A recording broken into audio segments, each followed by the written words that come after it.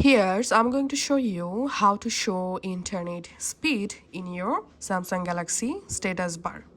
First of all, go to your Play Store, and in Play Store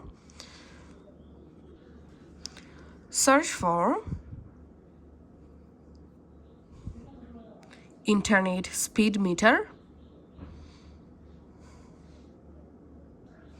All you have to need, install this internet speed meter Lite app in your device.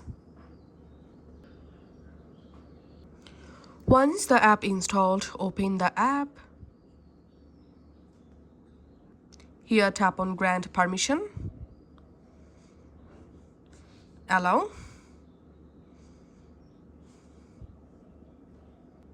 and then here we can see the internet speed meter has been successfully added in my status bar. So here's my current internet speed. Thanks for watching.